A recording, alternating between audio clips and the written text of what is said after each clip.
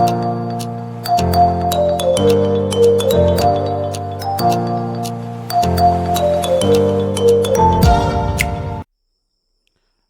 वालेकुम प्यारे व्यूवर्स। शुरू अल्लाह के नाम से जो रहमान है रहीम है। दरूद भेजता हूँ मोहम्मद सल्लल्लाहु अलैहि वसल्लम पर और उनकी आल पर। अल्लाह हम सब की दुनिया भी अच्छी बनाए और आखिरत भी अच्छी बनाए, आमीन। आप सब देखने सुनने वालों से दरख्वास्त है कि हमारे चैनल को सब्सक्राइब करें, लाइक करें और कमेंट में बताएं कि हम अपने काम को किस तरह मज़ीद बेहतर बना सकते हैं। शुक्रिया। लड़कियों के स्कूल में आने वाली नई टीचर खूबसूरत और बाइख्लाक होने के साथ साथ इल्मी तौर पर भी मजबूत थी, लेकिन उसने अभी तक शादी नहीं की थी।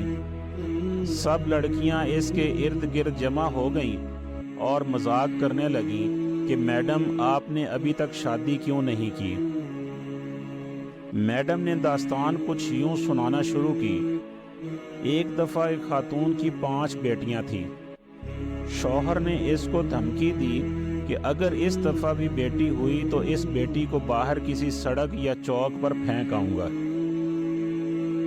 खुदा की हिकमत खुदा ही जाने कि छठी मर्तबा भी बेटी पैदा हुई और मर्द ने बेटी को उठाया और रात के अंधेरे में शहर के मरकजी चौक पर रख आया।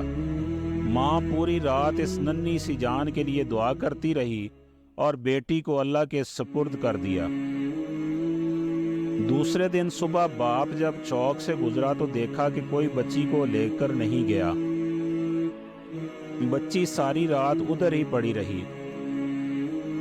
बाप बेटी को वापस घर लाया, लेकिन दूसरी रात फिर बेटी को चौक पर रख आया, लेकिन माजरा इसी तरह तकरार होता रहा। यहाँ तक कि 7 दिन बाप बाहर रख आता और जब कोई लेना जाता तो मजबूरन वापस उठा लाता। यहाँ तक कि बाप थक गया और खुदा की रज़ा पर राज़ी हो गया। और फिर खुदा का करना ऐसा हुआ कि 1 साल बाद माँ फिर हामला हो गई और इस दफ़ा अल्लाह ने उनको बेटा अता फरमा दिया।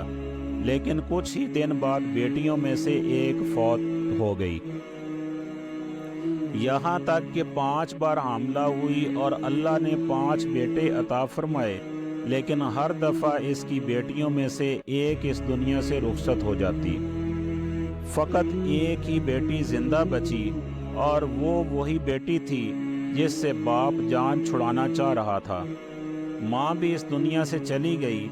उधर 5 बेटे और एक बेटी सब बड़े हो गए। टीचर ने कहा, पता है वो बेटी जो जिंदा रही कौन है? वो मैं हूँ। और मैंने अभी तक शादी इसलिए नहीं की कि बाप इतना बूढ़ा हो गया है कि अपने हाथ से खाना भी नहीं खा सकता, जबकि कोई दूसरा नहीं जो उसकी खिदमत करे, बस मैं ही उसकी खिदमत किया करती हूँ।